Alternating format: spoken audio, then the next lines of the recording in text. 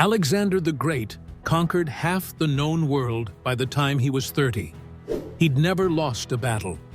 Armies bowed to him. Cities were named after him. He was unstoppable, until he wasn't. In June of 323 BCE, the most powerful man on Earth suddenly collapsed. No blade touched him, no arrow flew. His body simply gave out. 10 days later, he was gone. But that's just the surface. What followed was one of history's strangest and most contested deaths. A silent sickness. A body that didn't rot. Generals turning on each other. And a tomb that disappeared off the face of the earth. Over 2,000 years later, we still don't know what or who killed Alexander the Great. And the deeper you look, the stranger it gets. The only certain thing. The date, out of everything we know about Alexander the Great, only one detail is truly certain. The exact day he died. June 13th, 323 BCE. It's one of the rare dates from antiquity that we can pin down with absolute confidence, not from Greek records or heroic poems, but from a dusty Babylonian clay tablet, a cuneiform astronomical diary that quietly noted the king's passing, buried among charts of the stars. That's the level of mystery we're dealing with.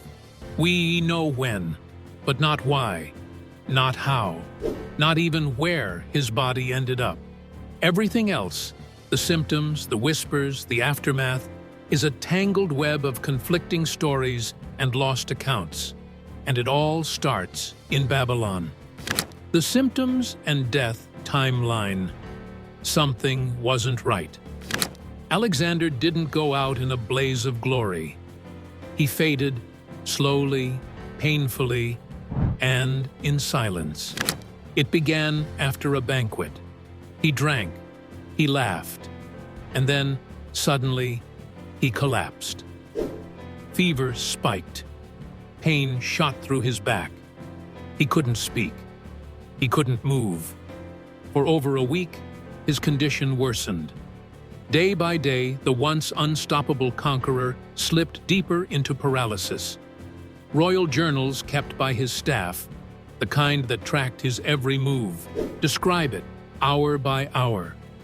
He lost the strength to raise his head, then his voice. Eventually, he was just still. No battle wounds, no visible injury, just a steady, terrifying decline. And here's what really scared people. He didn't die immediately. He lingered, unmoving, speechless, yet somehow alive, until the 10th day, when the greatest general the world had ever seen fell completely silent. But if you think this sounds like a fever, just wait. Suspects and theories: illness, alcohol, or assassination. Was it sickness or sabotage? Some say Alexander drank too much in the Babylonian heat. Others blame malaria or typhoid. But here's the problem. His symptoms don't match. He stayed lucid for days. No vomiting, no seizures, just slow, creeping paralysis. And then there's the whispers. Poison, slipped into his wine by someone close. A rare toxin that worked slowly, too slowly to trace. Some say it was Antipater, others his own generals. Even Aristotle's name gets dragged into the rumors. No proof, no smoking goblet, but the timing was perfect. No heir, no plan, and a world up for grabs. Something wasn't right. The body that wouldn't rot. Here's where things get eerie. According to ancient reports, Alexander's body didn't decompose, not for days. Some said it was a miracle, a sign he wasn't just a king, but divine. Others weren't so sure. Embalming was common in Egypt, but not in Babylon. Yet Alexander's corpse stayed lifelike long enough to be paraded before his troops, who filed past in silence, waiting for him to speak.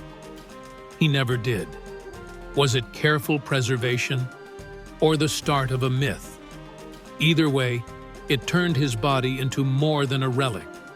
It became a weapon, a symbol of power, and everyone wanted it.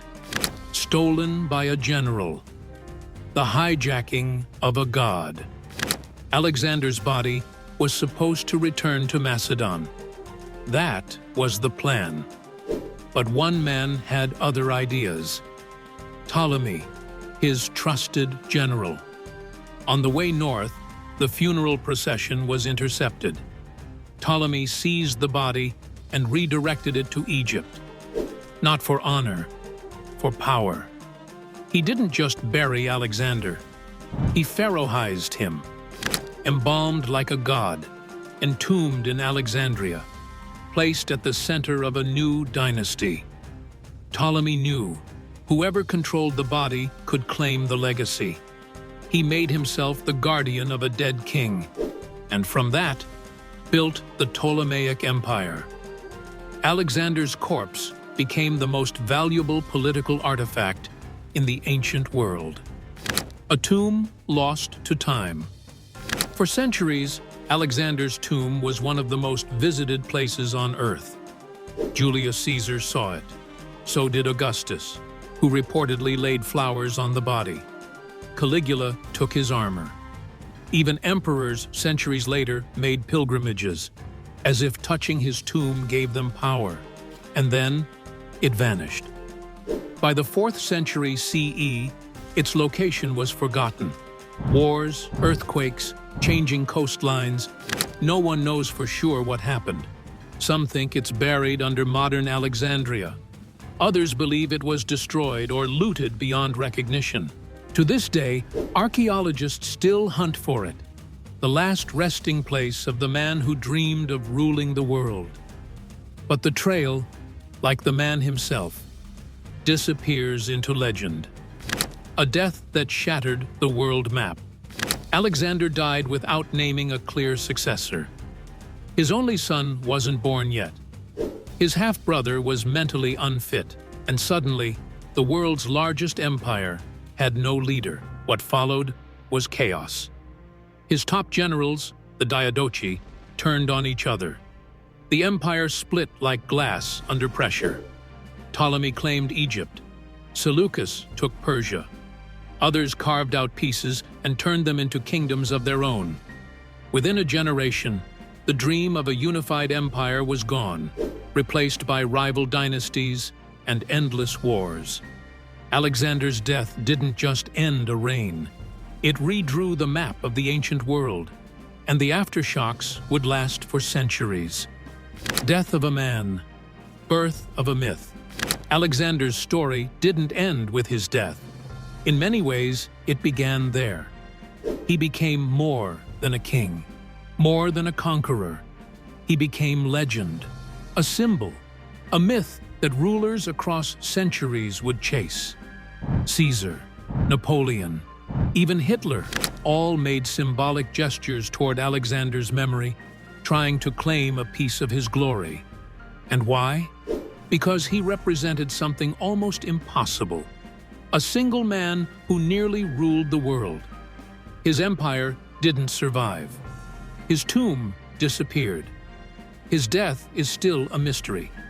But the idea of Alexander, the dream of ultimate power, unity, and immortality, never really died.